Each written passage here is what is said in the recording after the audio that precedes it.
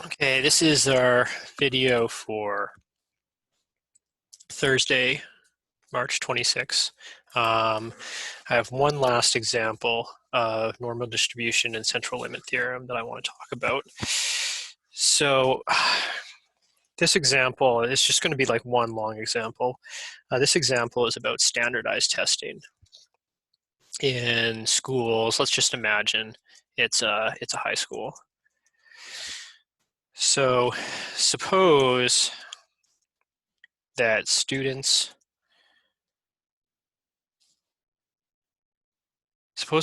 results on a standardized test are normally distributed with a mean of 88 points. And we also know the variance. So the mean is equal to 88, and I guess the standard deviation is 19.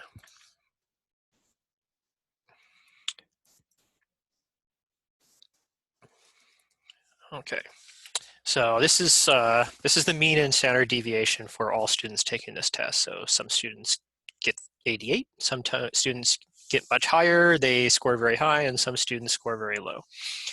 So we're going to have two parts to this question. So let's say that there's a school that has 120 students taking the test.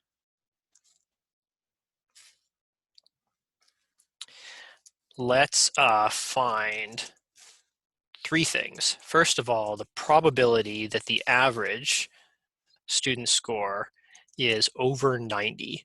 So that's pretty high, right? The mean for students in general is 88. For the average score of these 100 students to be over 90, basically this school has to have a bunch of above average students to pull up the average. It's a random thing. It's possible that all 120 students will get above average scores. It's a chance that that would happen. More likely, there's some high scores and some low scores, but it is possible that the average of the 120 students comes out over 90.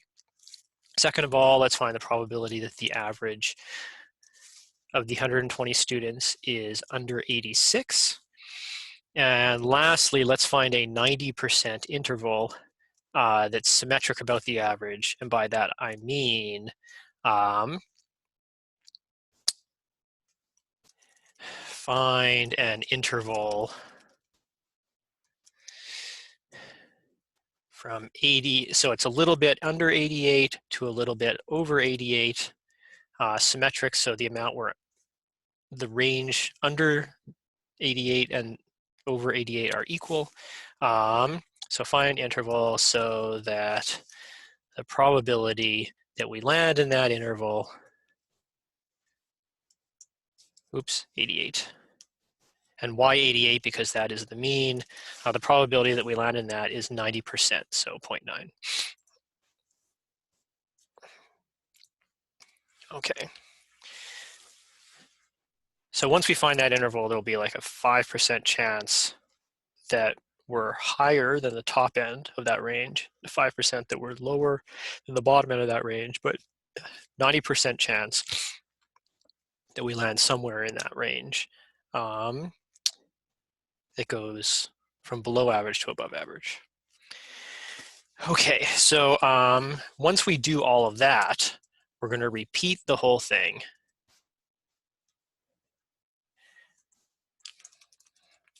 Repeat all three parts for a school with 1,000 students taking the test.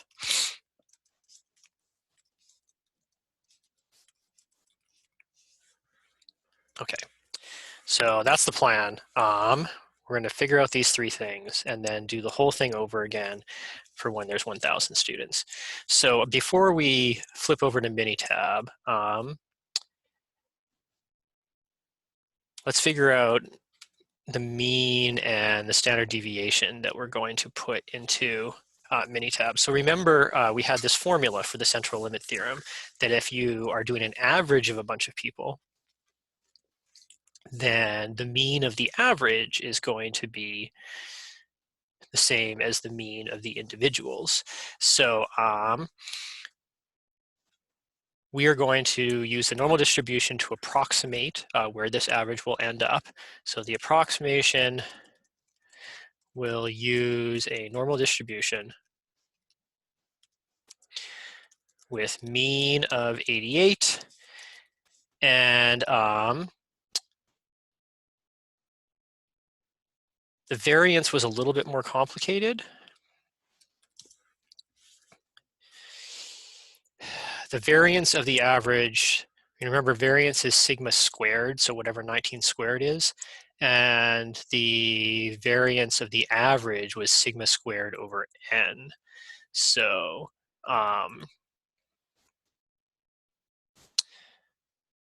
this was something that I mentioned not in the last lecture, but the day before that, I think. It was a couple days ago. So sigma squared over n. So that is 19 squared over 120.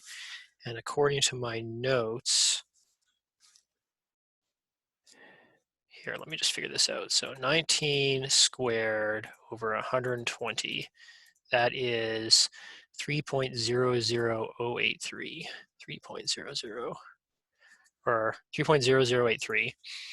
And we're going to need to know a standard deviation to put that into Minitab. So we do the square root of that. So the standard deviation for the normal distribution, which approximates the average of these things, is going to be the square root of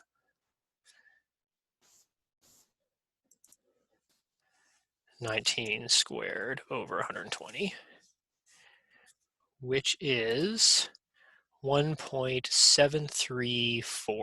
1.7345. Okay, so we need to know those numbers. The fact that the student scores on the standardized test are normally distributed, that's not really important. The way that the central limit theorem works is that it doesn't matter how these are distributed. If you take a bunch of them and average them, the average is approximately normally distributed. So student scores could have followed some other distribution. All we need to know is the mean and standard deviation of the student scores.